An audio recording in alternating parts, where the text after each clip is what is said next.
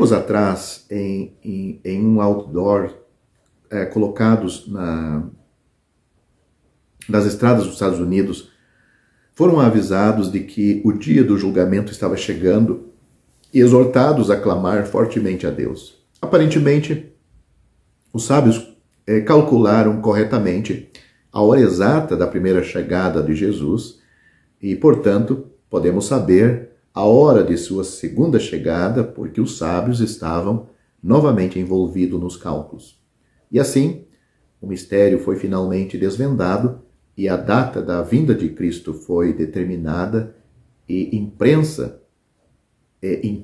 em negrito para os muitos transeuntes, juntamente com a audiência, com a audácia afirmação de que a Bíblia garante isto. Era isto que dizia os outdoors nos Estados Unidos. Mas a data já passou, assim como as datas previstas para inúmeros golpes escatológicos, cada um geralmente envolvendo gráficos confusos, códigos ocultos em textos hebraicos, rumores de guerras nas nações do Oriente Médio, as aparições raras de luas de sangue no calendário ou modelos matemáticos frustrantemente complicados.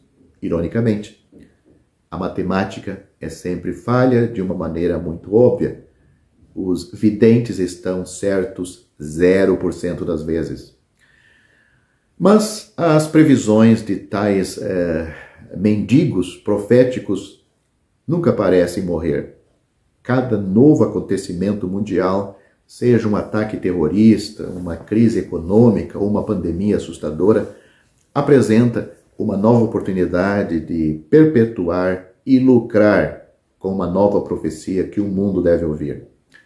Todas essas provisões são tão inúteis quanto cópias de 88 razões pelas quais o arrebatamento será em 1988, já feito e já passado, e quase tão abundantes quanto as provisões meteorológicas para tempestades de tarde de verão. A obra de tal adivinhação espúria está conosco desde o século em que Cristo nos falou pela primeira vez sobre seu retorno e provavelmente permanecerá conosco até que ele venha. À medida que cada previsão falha, alguns se contentam em encolher os ombros e seguir em frente ou simplesmente rir como se nenhum mal tivesse sido feito e talvez escolher uma outra data para o futuro.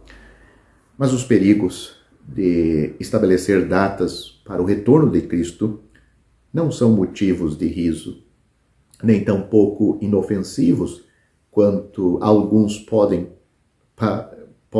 parecer imaginar. A fixação de data contradiz o ensino de Cristo. Embora a Bíblia garanta o retorno de Cristo, o próprio Cristo garantiu que ninguém poderia saber a hora. Mas quanto a esse dia, ou aquela hora, ninguém sabe. Marcos capítulo 13, versículo 33.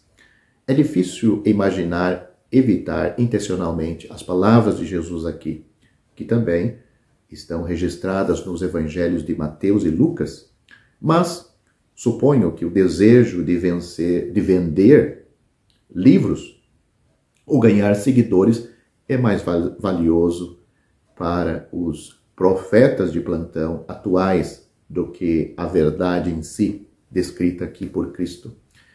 Devemos rejeitar qualquer ensino que contradiga o ensino de nosso Senhor Jesus, mesmo que os versículos da Bíblia sejam usados copiosamente ou mais provavelmente abusados para propagá-lo. Qualquer um que proponha uma data para o retorno de Cristo está se opondo diretamente ao próprio Cristo.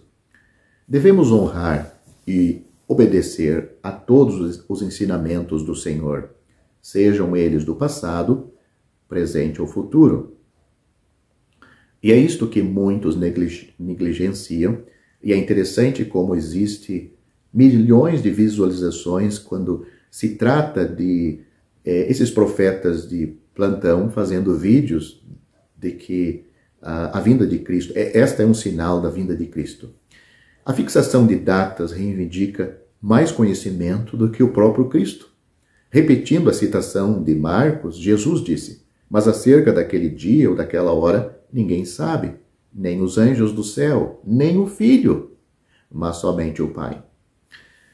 Deixando de lado as dificuldades do próprio texto deste versículo, e como Cristo, que é totalmente Deus, não sabia de algo, quem alega ter determinado com precisão a data do retorno de Cristo está fazendo algo que nem o próprio Cristo fez. Eu vou explicar este versículo no final do vídeo. Portanto, quer você interprete suas palavras aqui em relação ao arrebatamento ou em relação ao seu retorno à terra para estabelecer seu reino, Cristo não reivindicou saber data. E é o cúmulo da arrogância alegar mais conhecimento do que Cristo. No final do vídeo eu vou explicar o que ele quis dizer. Nem o Filho sabe a data do retorno de Cristo. Será que ele estava, com essas palavras, ele estava dizendo que ele não é Deus? Não, isso não é o que significa. Ele é Deus, mas muitos usam este versículo e outros para dizer que, então, olha só, ele não sabe, então ele não é Deus. Como ele não pode ter conhecimento? Mas espere até o final, ou me siga até o final do vídeo. Vou tentar explicar isto. A definição de data se opõe à eminência, ou seja, a iminência da volta de Cristo. Uma vez que uma data para o retorno de Cristo é definida e anunciada, a implicação é que Cristo não poderia retornar antes dessa data, contradizendo assim o ensino de eminência da sua volta no Novo Testamento. Uma mudança perigosa em nosso foco ocorre quando não procuramos mais por Cristo, mas por sinais ou eventos que precedem seu retorno. Sinais não são para a igreja. Não devemos estar procurando pelo anticristo, mas por Cristo. As instruções de Paulo eram esperar do céu seu Filho, Filho de Deus, a quem ele ressuscitou dos mortos, Jesus, nosso libertador da ira vindoura. 1 Tessalonicenses capítulo 1, versículo 10. Devemos olhar para Cristo, que aparecerá pela segunda vez, não para lidar com o pecado, mas para salvar aqueles que o esperam ansiosamente. Hebreus capítulo 9, versículo 28. Não percamos nosso foco e a emoção de nossa esperança abençoada por abraçar falácia, mentira do estabelecimento de datas. Leia Tito capítulo 2, versículo 13.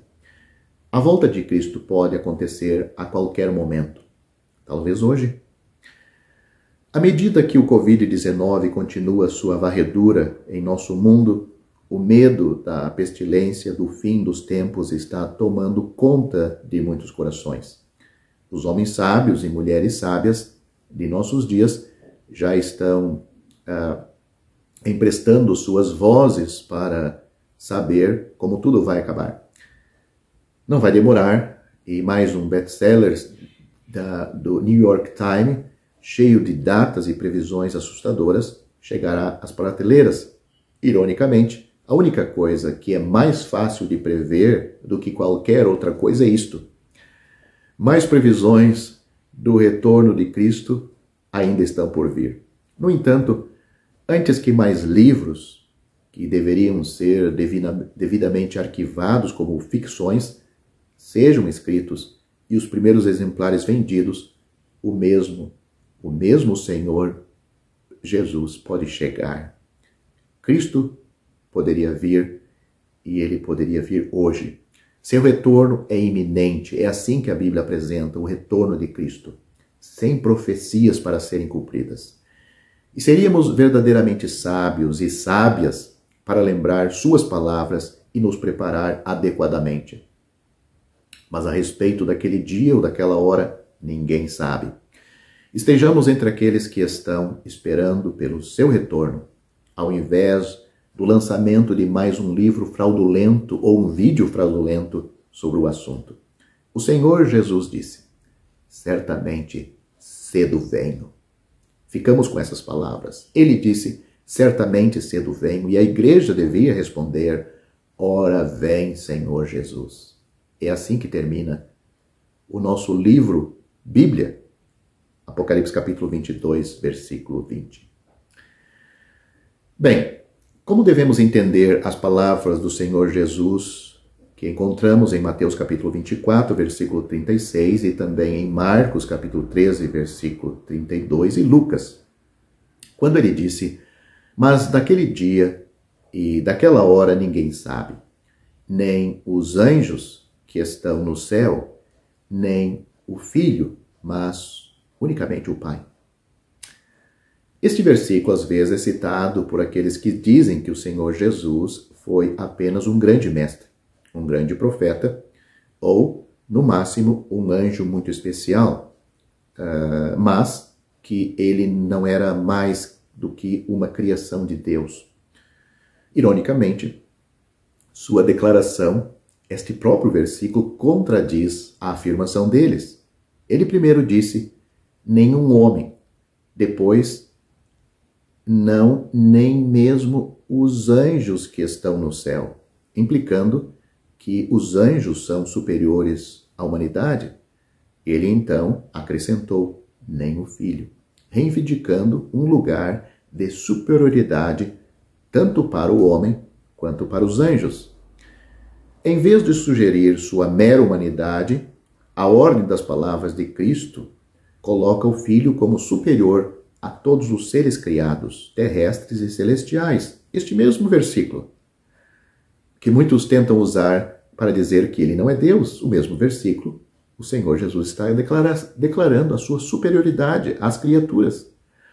Aqueles que sugerem que ele, Cristo, foi apenas um grande mestre ou apenas um profeta, são forçados, por este mesmo versículo, a negar sua grandeza, porque ele fez uma afirmação falsa, se ele não era superior aos anjos, ou a aceitar sua afirmação como verdadeira, que ele é maior que os homens e os anjos. Muitas outras escrituras afirmam sua divindade, incluindo João capítulo 20, versículos 28 e 29, onde ele aceitou a adoração de Tomé, sendo designado por ele, por Tomé mesmo, como Senhor meu e Deus meu. Uma segunda conclusão errada, baseada nas palavras do Senhor, quando ele disse que nem o Filho, mas unicamente o Pai, sabia, seria que seus atributos divinos eram limitados por sua humanidade. Sugerir que em sua humanidade ele não conhecia todas as coisas implicaria que na união de divindade e humanidade, um ou outro teria que ser comprometido. No entanto, de sua encarnação em diante, ele foi e é totalmente Deus e totalmente um homem perfeito. Nenhum atributo divino foi comprometido.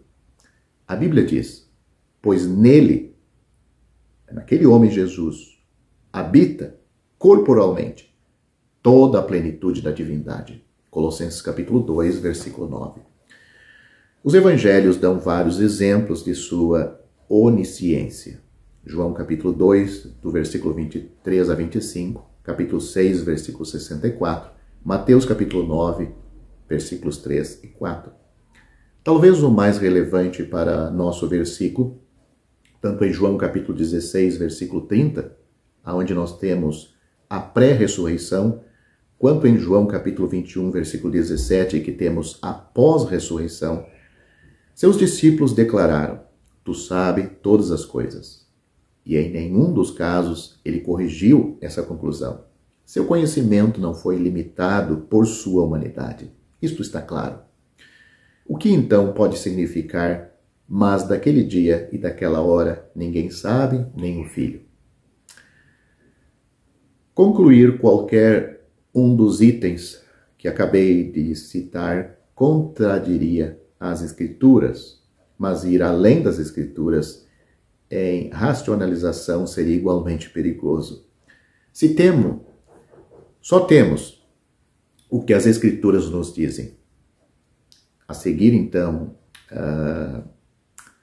eu vou citar dois versículos que podem nos dar uma dica sobre o significado do que o Senhor quis dizer com isto que nós temos estudando neste vídeo agora.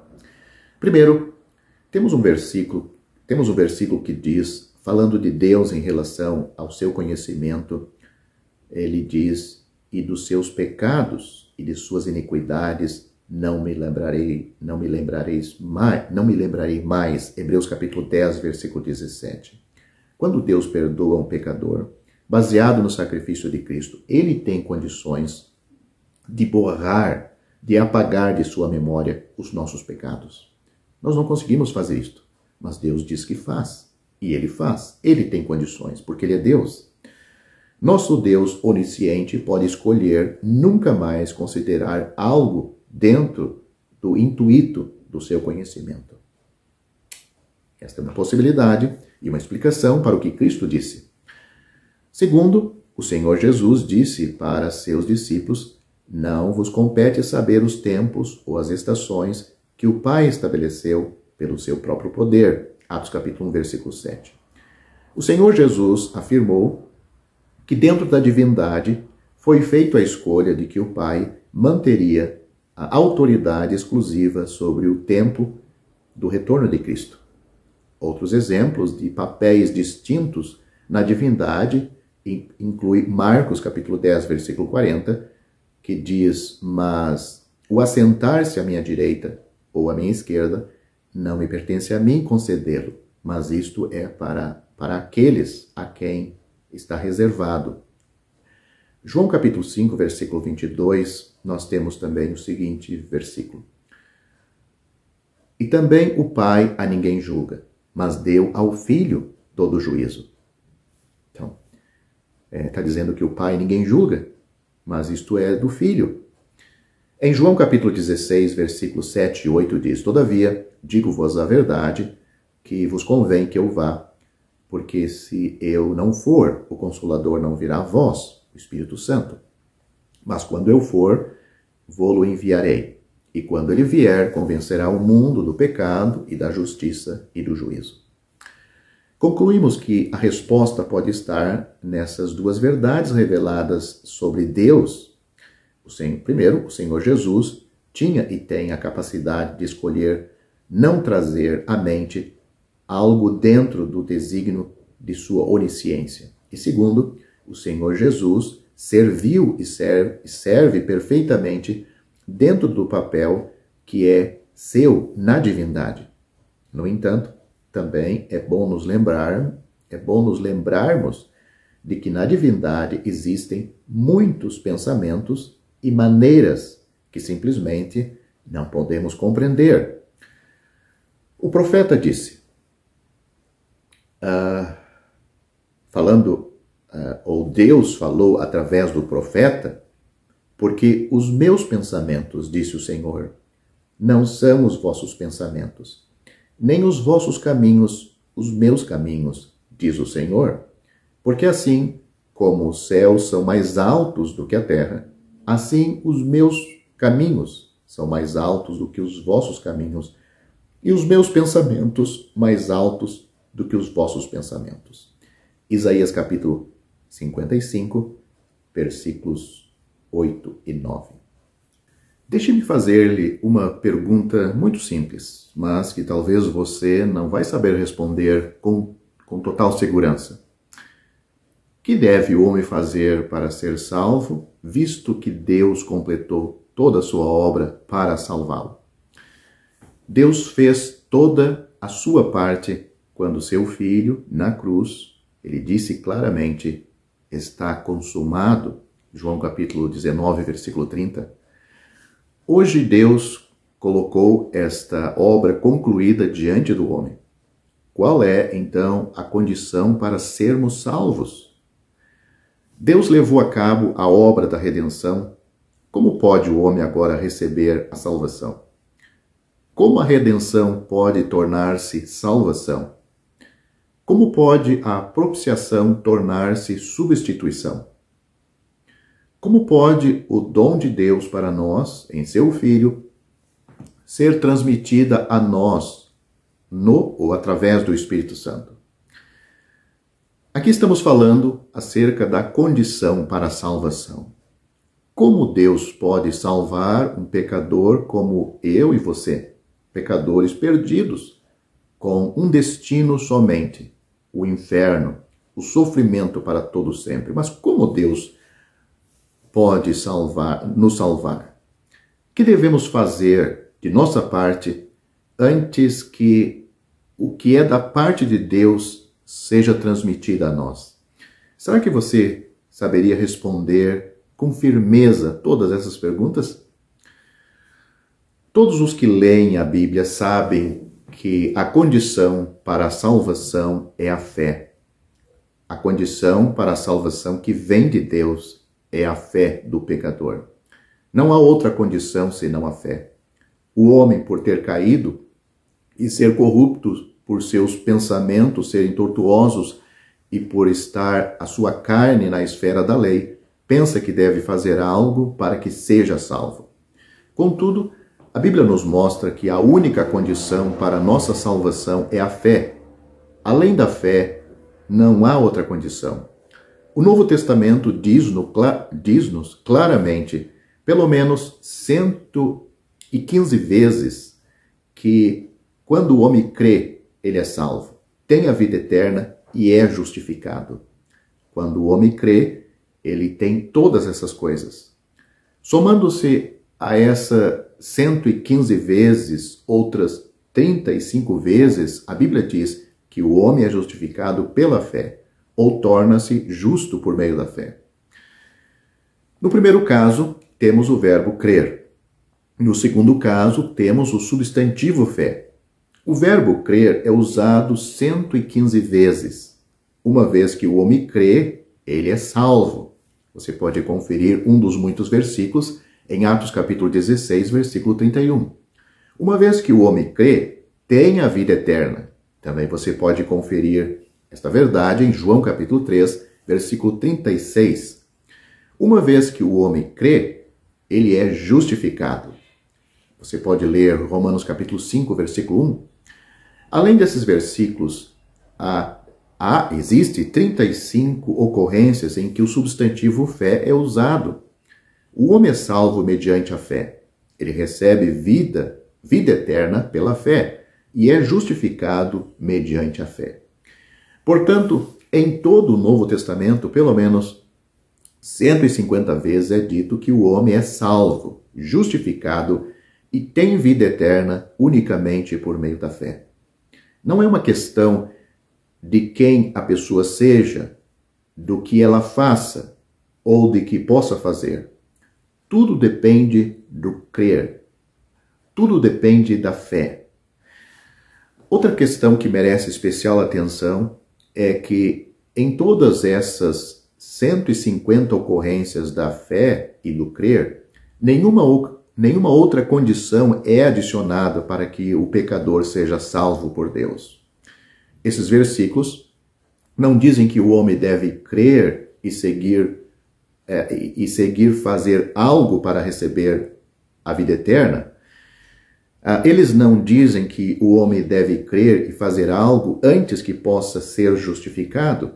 Tampouco dizem que o homem deve crer e fazer algo antes que possa ser salvo. A palavra do Senhor menciona a fé de uma maneira clara e definida. Nada além é misturada ou vinculada à condição da fé.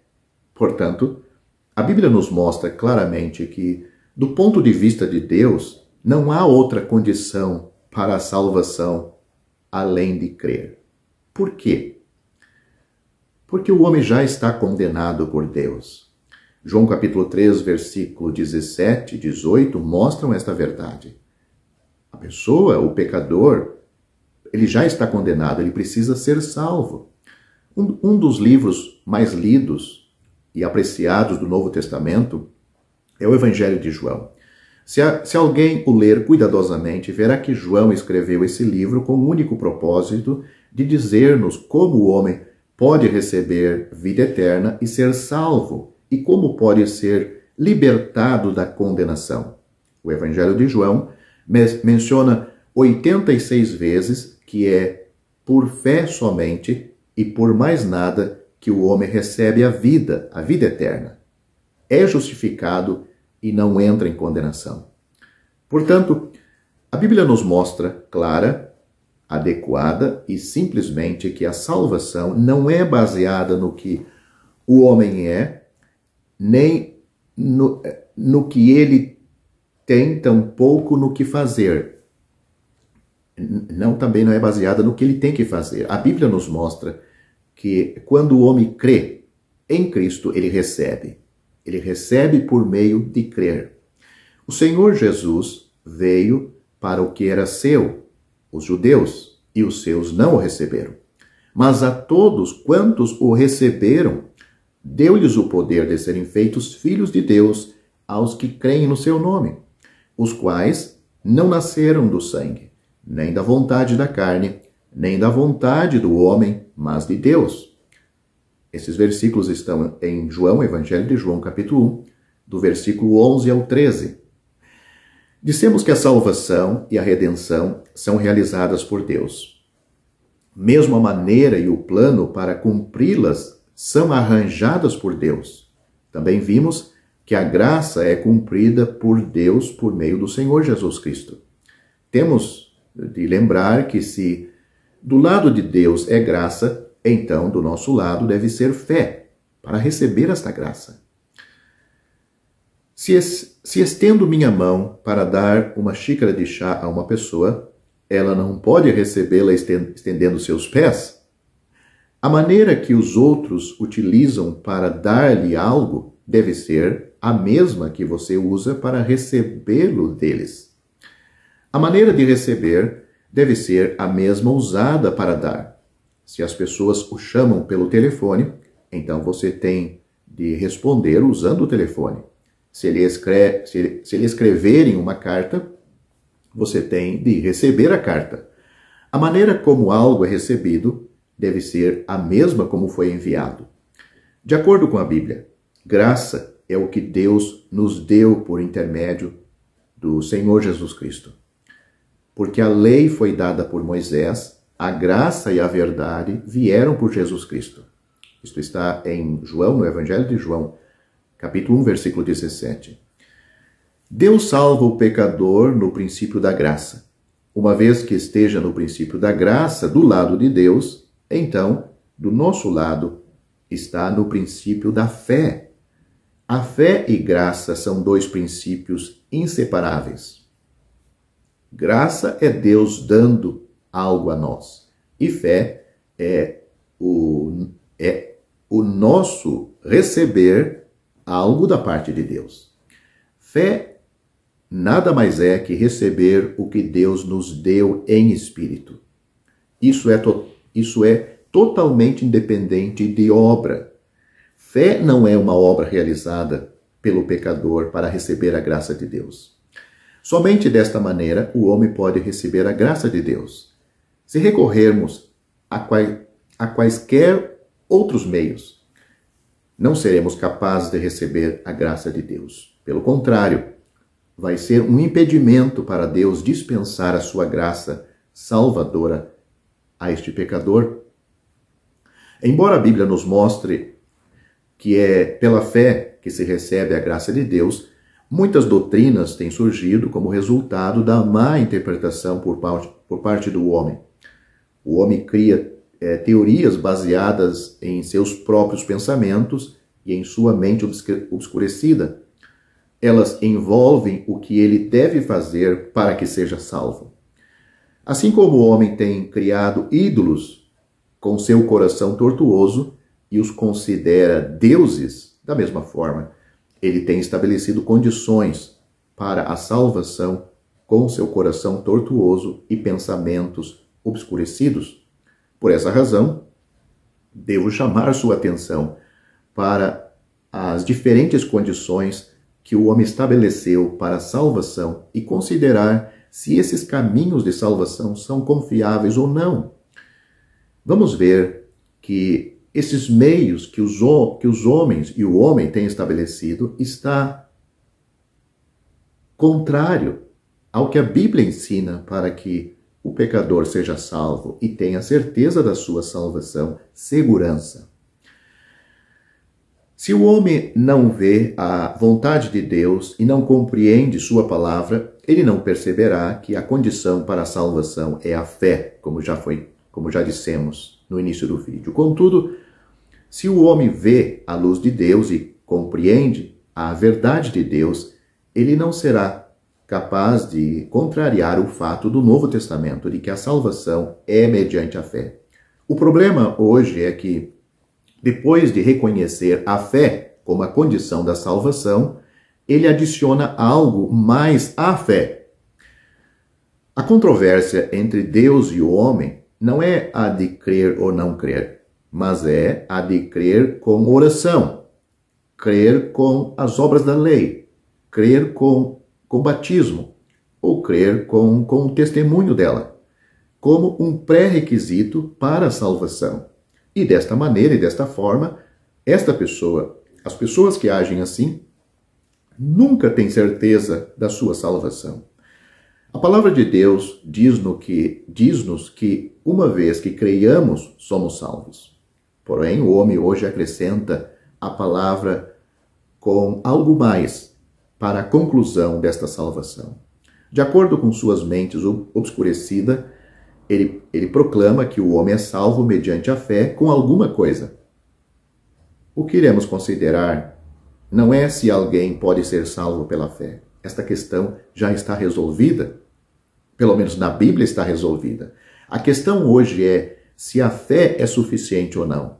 Precisamos adicionar com a fé para que sejamos salvos? Precisamos adicionar alguma coisa à fé para que tenhamos a salvação? A primeira questão é se o homem é salvo por meio da fé com a guarda da lei. A maneira do homem para a salvação é a fé mais o guardar a lei. Por favor, leia Gálatas capítulo 2, versículo 16 e 17, onde diz, sabendo, contudo, que o homem não é justificado por obras da lei, e sim mediante a fé em Cristo Jesus, também temos crido em Cristo Jesus para que fôssemos justificados pela fé em Cristo, e não por obras da lei, pois por obras da lei ninguém será justificado. Mas se procurando ser justificado em Cristo, fomos nós mesmos também achados pecadores, dar-se-á o caso de ser Cristo o ministro do pecado? Certo que não. Isto é o que diz esses dois versículos em Gálatas capítulo 2. O livro de Gálatas nos mostra que alguns na Galácia contendiam sobre não ser suficiente o homem ser justificado pela fé no Senhor Jesus Cristo. Ele ainda devia guardar a lei. Eles não estavam dizendo que o homem não devia crer.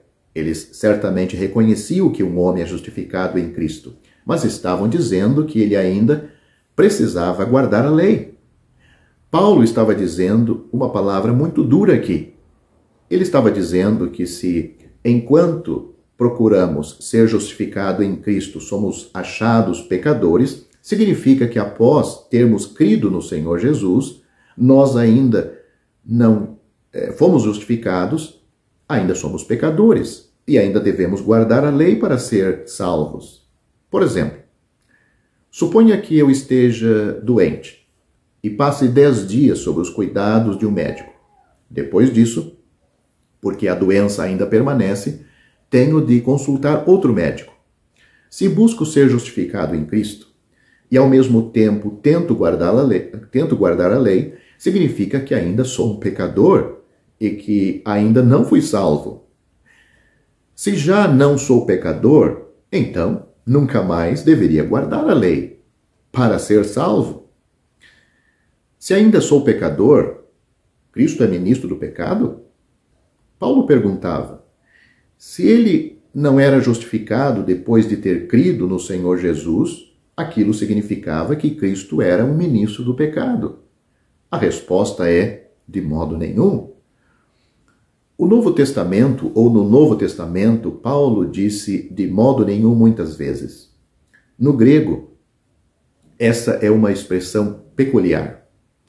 É traduzida na versão King James, Bíblia inglesa, como Deus não permita.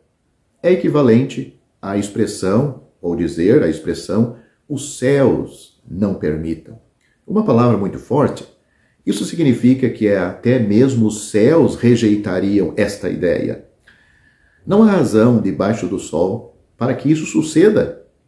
Portanto, está claro que o homem não pode ter fé em Jesus para ser salvo e, ao mesmo tempo, guardar a lei para completar esta salvação ou para assegurar esta salvação.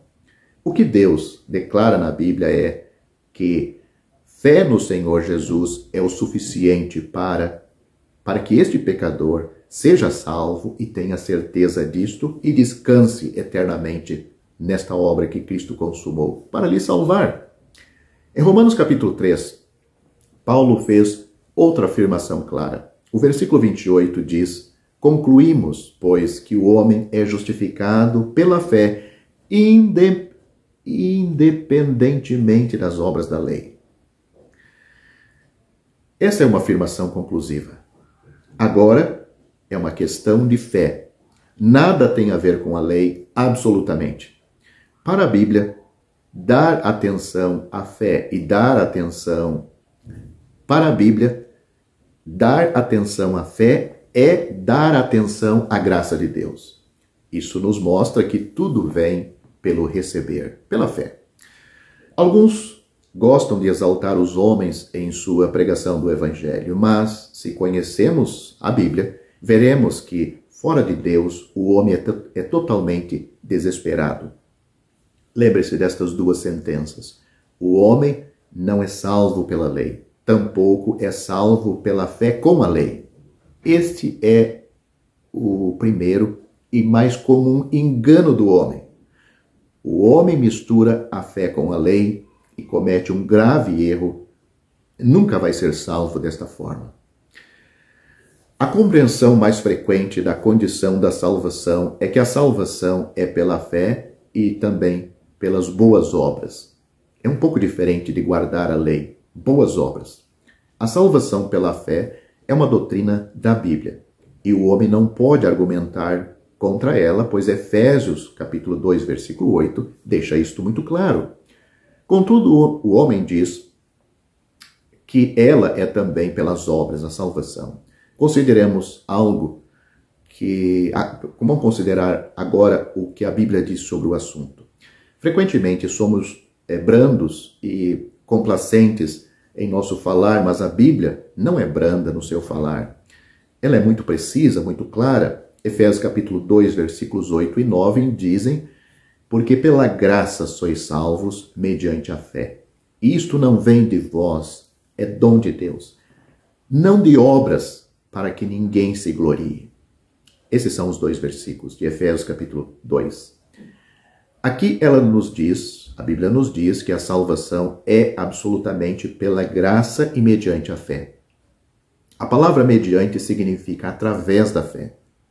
É como dizer que a luz elétrica brilha pela eletricidade mediante o fio condutor. É também como dizer que a água da torneira vem do reservatório no departamento de águas e mediante os encanamentos.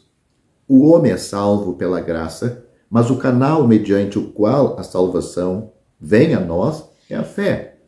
O canal não são as obras, mas a fé. É mediante a fé. E nada tem a ver com as boas obras. Não é adicionar à fé as boas obras. É preciso saber que a fé e as boas obras são basicamente opostas entre si. A graça do Senhor Jesus é baseada no amor de Deus.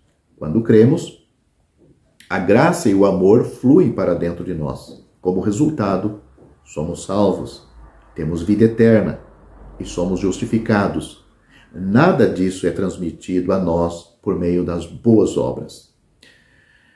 Você que lê a Bíblia pode perguntar: por que então Paulo, escrevendo aos Filipenses, no capítulo 2, versículo 12, ele diz que devemos desenvolver nossa salvação. A palavra desenvolver na língua original grega carrega o significado de para fora. Esse é o significado de desenvolver. Significa para fora. Devemos operar para fora nossa salvação em temor e tremor. A palavra ou versículo que Paulo, as palavras de Paulo, ele parou aqui neste versículo que eu acabei de citar. Se tivesse parado aqui, não saberíamos o que ele quis dizer. O que se segue é o versículo 13, que diz o seguinte: porque Deus é quem efetua em vós tanto o querer como o realizar, segundo a sua boa vontade. Uma vez que Deus operou em você, agora você o desenvolve. Se Deus não operou em nós, não temos como operar para fora. Desde que Deus tem operado em nós, podemos operar para fora, manifestar aquilo que Deus já operou dentro de nós. Deus já nos salvou interiormente e nos deu vida. Agora, não há outra maneira exceto deixá-lo vir para fora. Deus não quer que trabalhemos para sermos salvos. Ele quer que operemos para fora aquilo que já recebemos pela fé. Portanto, essa não é uma questão de salvação ou perdição, vida eterna ou morte eterna. Essa é uma questão de se alguém recebeu ou não recompensa. Esta é uma questão de que se alguém recebe ou não recompensa após a sua salvação. As obras que esta pessoa está fazendo agora são obras de uma pessoa já salva. Deus já operou em você, levando-o a querer e realizar pelo seu bom prazer. Portanto, você tem de desenvolvê-la. Esta é a condição adequada de um cristão. Em outras palavras, esta é a nossa obra após a salvação. Se um homem ainda não é salvo, ele não pode desenvolver sua salvação. Se um homem não tem vida, ele não pode expressá-la. Somente após o homem ter sido salvo, ele pode desenvolver sua salvação. Portanto, vê-se que não existe tal coisa como ser salvo por meio de boas obras.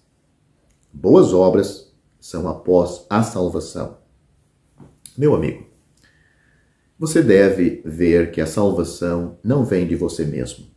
Deve perceber de coração que tudo é proveniente do Senhor Jesus. A fé não é uma virtude. Fé é simplesmente receber o que Deus tem oferecido gratuitamente. A fé não é uma virtude. Fé é apenas permitir que o Senhor nos salve. É como uma pessoa que cai no mar. Quando alguém chega para salvá-la, atirando-lhe uma rede, ela não tem de fazer nada. Desde que não pule para fora da rede, está bem. Tudo foi feito pelo Senhor Jesus. E quando Ele salva, esta salvação é eterna. Ele disse, dou-lhes a vida eterna e nunca hão de perecer. João capítulo 10, versículo 28. Antes de falarmos sobre o significado do arrependimento na Bíblia e sua relação com a fé e salvação, devemos primeiramente esclarecer algumas coisas sobre o arrependimento. Como nos arrependemos? Quando ouvimos os pregadores falando-nos da maldade e da repugnância do pecado e da redenção do Senhor Jesus, desejamos arrepender-nos e crer no Senhor Jesus como nosso Salvador. Não estávamos sentados em um canto falando a nós mesmos o quão corruptos éramos, o quão pecadores éramos. Mesmo que tivéssemos de repetir isso várias vezes, essa fala não nos faria sentir que éramos pecadores. Você sentiria que está errado simplesmente por falar sobre isto? Por falar que você está errado, você vai se sentir errado? Ninguém entre nós se arrepende desta maneira. A primeira vez que ouvimos o Evangelho, opusemos-nos e criticamos. Não desejamos aceitá-lo. Se quiséssemos argumentar, poderíamos colocar muitos argumentos contra esta verdade que Deus nos condena por causa que somos pecadores. Estamos destituídos da sua glória, mas não a recebemos isso tão facilmente. No dia em que fomos salvos, o evangelho que nos foi pregado pôde não ter sido tão prevalecente. Mas, enquanto estávamos lá, ou depois que voltamos do trabalho, ou enquanto estávamos andando na rua ou lendo um livro, estávamos condenados. Espontaneamente, nos arrependemos e então fomos salvos. Esse espontaneamente é de uma maneira consciente. Fomos nós mesmos que nos arrependemos, ninguém nos forçou, nem nos lembrou ou nos pressionou para nos arrependermos. Foi Deus quem nos deu arrependimento e fomos nós que dissemos, eu me arrependo. Portanto, isso é obra de Deus. É por isso que a Bíblia diz que o arrependimento é dado por Deus. Em Atos capítulo 11, depois que Pedro pregou o evangelho na casa de Cornélio, os irmãos judeus o reprovaram por ir à casa de um gentil. Pedro, então, relatou-lhes como pregou o evangelho para Cornélio, o gentil, e todos aqueles gentios que estavam na casa dele. O versículo 18 diz, aí em Atos dos Apóstolos, neste capítulo, ele diz o seguinte, e ouvindo eles estas coisas, apaziguaram-se e glorificaram a Deus, dizendo, logo também aos gentios foi por Deus concedido o arrependimento para a vida. Perceba que Deus deu aos gentios arrependimento para a vida. Portanto, vemos que arrependimento é parte da graça de Deus e parte integrante da salvação de Deus. É algo feito por Deus. Por um lado, o homem não é salvo por meio do arrependimento, mas pela fé. Essa é a verdade mostrada a nós pelo Evangelho de João e pelas epístolas de Romanos e Gálatas. Não podemos equivocar-nos a este respeito. Mas, por outro lado, sem arrependimento, um homem não pode crer. Então, em nossa pregação, muitas vezes falamos às pessoas para se arrependerem. E é uma verdade. Isso não significa que só o arrependimento nos salvará. Pelo contrário, significa que o arrependimento produzirá fé. Se um homem não se arrepender, não será capaz de crer. A verdade de Deus vem para convencer o pecador que ele está perdido, totalmente arruinado e que existe a necessidade desta operação de Deus nele para o arrependimento dos seus pecados.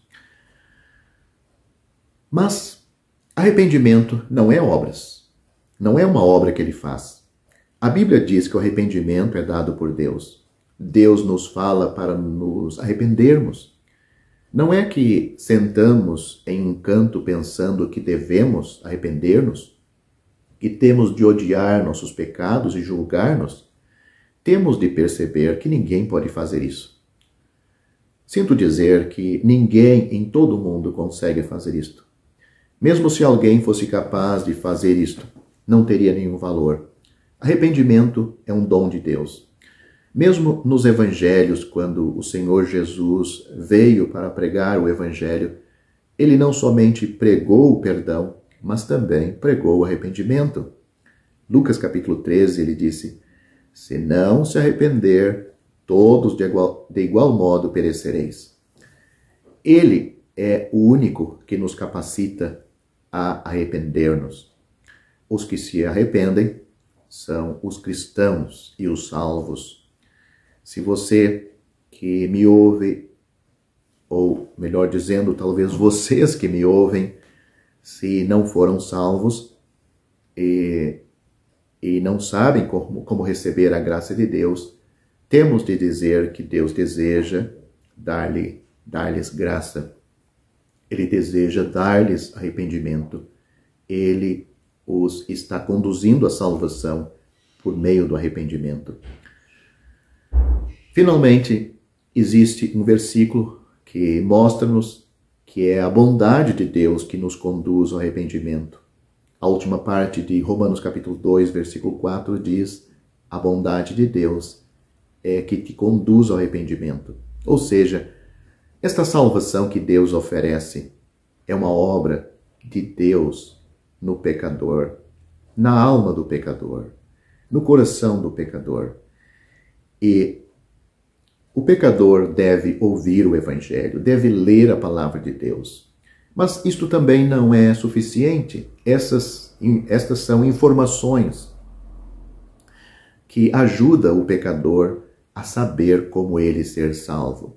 Porque a pessoa, às vezes, confia muito, até mesmo na sua Bíblia.